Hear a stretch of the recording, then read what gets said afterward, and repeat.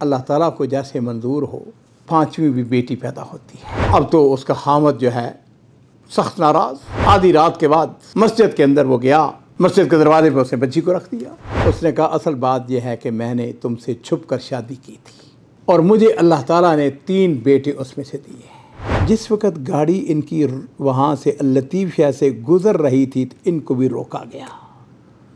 इस दौरान में कहीं से मिज़ाल आता है या किसी और इनकी गाड़ी को हिट करता है। उसकी 4 बड़ी बेटियां जो हैं और उसकी बीवी मौके पे उनकी डेथ हो जाती है। अस्सलामु अलैकुम वरहमतुल्लाहि वबरकातुहू। बिस्मिल्लाह वस्सलातु वस्सलामु अला रसूलिल्लाह। मुअज़्ज़ज़ नाज़रीन कराम, आज का किस्सा इराक़ के मशहूर शहर बगदाद से ताल्लुक़ रखता है। बात यह है कि बहुत सारे ऐसे लोग हैं जो कि बेटों को बेटियों पर तरजीह देते हैं। अब ये तो अल्लाह को पता है कि बेटे जो हैं वो अपने वालिदैन की ज़्यादा खिदमत करते हैं या बेटियां ज़्यादा खिदमत करते हैं। अज़ीज़ों, ये 1980 की बात है। बगदाद का एक नौजवान आला तालीम हासिल की और उसको बहुत जल्द एक अच्छा जॉब मिल गया। ये उस ज़माने की बात है जब इराक़ के अंदर बड़ी खैर थी, अच्छी नौकरी, फ़ौरन बाद उसकी शादी हो गई। और शादी के बाद अल्लाह ताला ने कोई साल 1.5 साल गुज़रा, अल्लाह ताला ने उनको एक पहली बेटी दी। और ज़ाहिर बात है कि घर के अंदर रौनक आ गई, घर का निज़ाम बदल के रह गया। ऑफ कोर्स हर वालिदैन की तरह उनकी भी ख्वाहिश थी कि हमारे यहाँ बेटा होता। फिर कुछ अरसा गुज़रा, अल्लाह ताला ने फिर उम्मीद लगा दी। अब के बार उनको दुआएँ, इल्तिजाएँ, मिन्नतें, खैर अल्लाह ताला ने फिर बेटी दी। अब मियाँ बीवी के दरमियान कुछ कशमकश शुरू हो गई। बीवी ने कहा देख बात सुन, बात यह है कि इसमें मेरा तो कोई कसूर नहीं है, ये तो देने वाली ज़ात अल्लाह की है, इसमें मेरा क्या कसूर अगर बेटी दूसरी हुई है। उसने कहा अच्छा, और सुबहान अल्लाह तीसरी भी बेटी पैदा होती है। अब का जो खामद था उसका, उसने और ज़्यादा बातें की। उस औरत ने कहा बात सुन मेरी, हमारी ज़िंदगी बड़ी अच्छी गुजर रही है, ये मेरी बेटियां हैं, अल्लाह ताला की देन है। सुनो बात, अगर तुमने ये सोचा कि मैंने दूसरी बीवी करनी है तो उससे पहले मुझको तलाक दे देना। मैं हर चीज़ बर्दाश्त कर सकती हूँ लेकिन मैं सौकड़ बर्दाश्त नहीं करूँगी।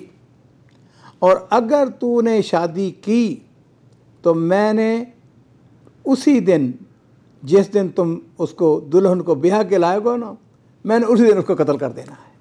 ख़बरदार तूने अगर शादी की, अगर मुझे तलाक देना चाहते बेशक तलाक दे दो, तलाक के बाद जो मर्जी करते फिरना, लेकिन बच्चियाँ मेरे पास रहेंगी। लो जी अज़ीज़ो नाज़रीन इकराम, अल्लाह ताला को जैसे मंजूर हो, अल्लाह ताला ने चौथी बेटी दी। अब घर के हालात जो हैं वो और ज़्यादा कशीदा हो गए। उसके खामद ने कहा देखो बात सुनो, मैं अपनी स्पेयर पार्ट की दुकान खोलना चाहता हूँ, तुम्हारी तरफ से इजाज़त है? उसने कहा ठीक है, इजाज़त है मेरी तरफ से, घर के हालात वैसे ही। उसने कहा अच्छी बात है, तुम पहले नौकरी करते हो शाम को? उसने कहा ठीक है, मैं नौकरी करके सीधा दुकान पे आ जाया करूँगा। उसने दुकान खोल ली। अब वो नौकरी भी करता और शाम को रात गए जब वापस आता थका होता वो सीधा आके सो जाता। और नाज़रीन इकराम, कुछ अरसा गुजरा, अल्लाह ताला ने फिर उम्मीद लगाई।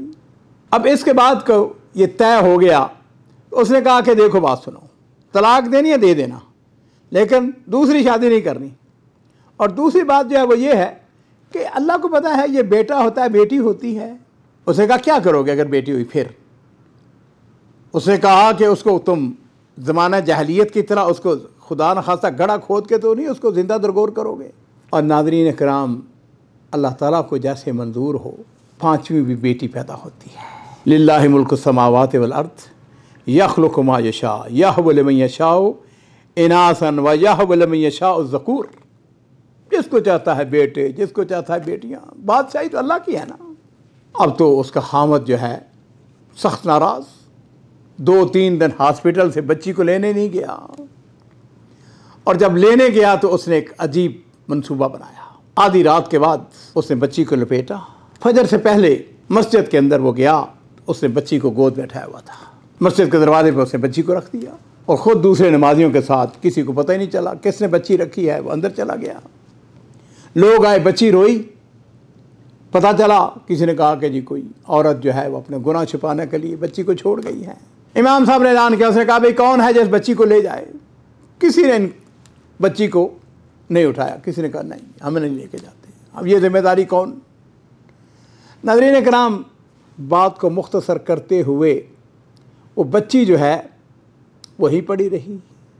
इमाम मस्जिद जिस वक्त घर जाने लगा, उसने उठा के बच्ची को अपने घर ले गया। जब ज़ोर का वक्त हुआ फिर वो बच्ची को लेके आ गया, उसने मस्जिद के अंदर रखा। उसने ऐलान किया, कौन है जो बच्ची के ऊपर रहम करे, बड़ा नेकी का काम है, बड़ा खैर का काम है। नाज़रीन इकराम, कोई शख्स तैयार नहीं हुआ, हत्ता कि सब लोग चले गए। अब ये जो इस बच्ची का बाप था, उसने इमाम साहब को कहा, उसने कहा कोई नहीं लेके गया, उसने कहा कोई नहीं लेके गया। उसने कहा अच्छा ठीक है मैं ले जाता हूँ। उसने बच्ची को पकड़ा और बच्ची उसकी अपनी औलाद थी, उसको घर ले आया।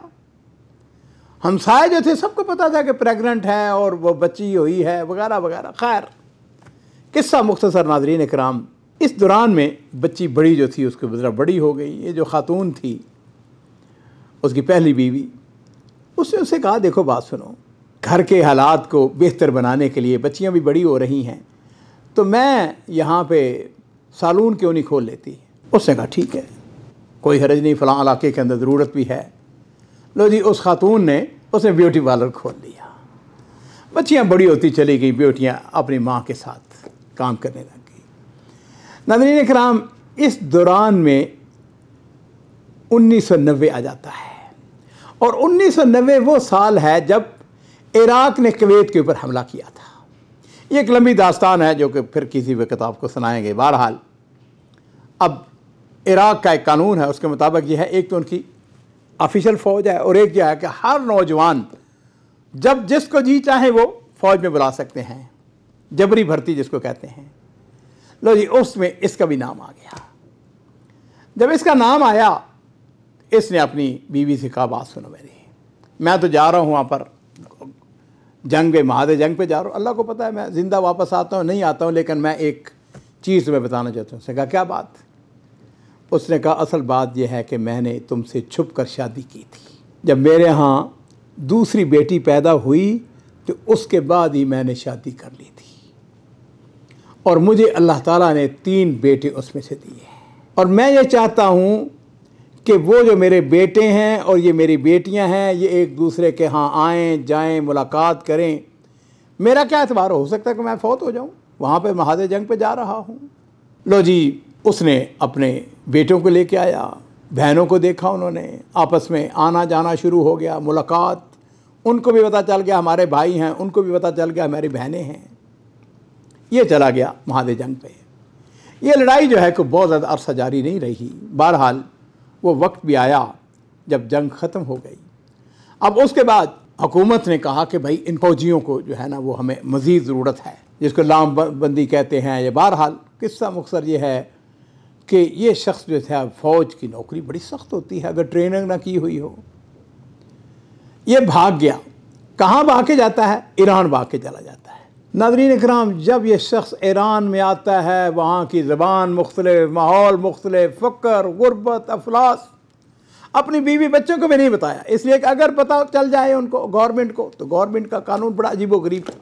हत्ता के नाज़रीन इकराम, टू बी शॉर्टकट इसको मुख्तसर, 2003 के अंदर सद्दाम हुसैन की हुकूमत ख़त्म हो जाती है। निज़ाम जब ख़त्म हुआ, आम माफ़ी का ऐलान हुआ, ये वापस आ जाता है। वापस आकर उसने जब दरवाज़ा अपना नाक किया, उसकी बेटियां माशाल्लाह जवान हो चुकी थी, उनकी शादियां हो गई थी। इस दौरान में उसने जब दरवाज़ा बेटी ने खोला, चीख पड़ी, बाप आ गया है। खुशियाँ, मोहल्लेदारों ने खुशियाँ मनाई।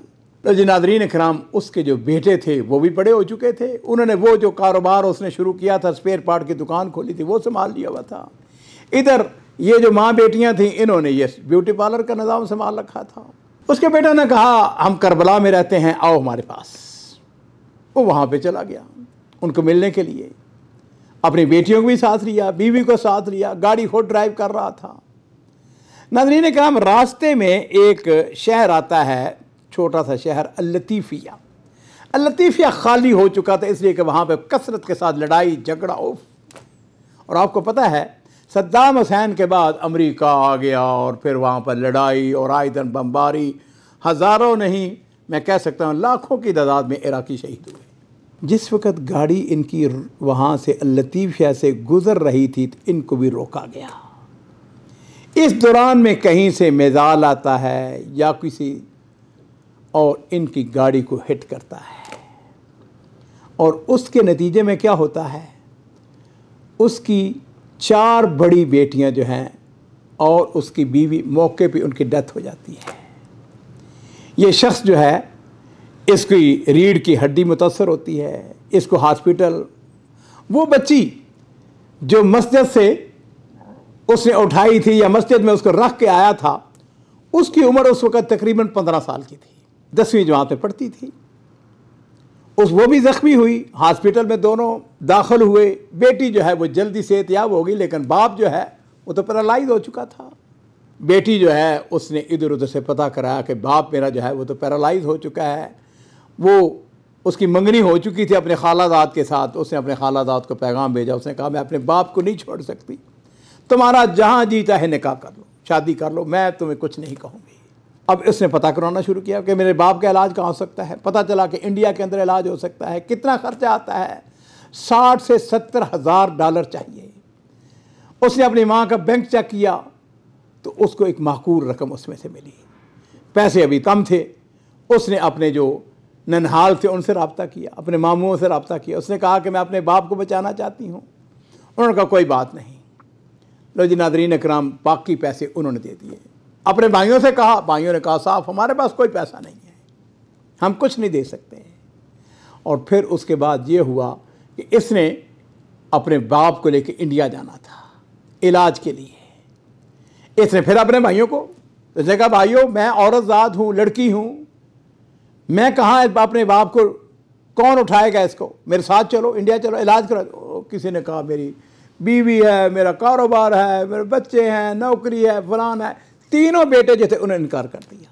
अपने एक चचारात को उसने फ़ोन किया। उसने कहा मेरे चचारात भाई ऐसा करो कि चलो लेके चलते हैं, लेकिन 2 मर्द चाहिए थे। एक उनका हमसाया तैयार हो गया।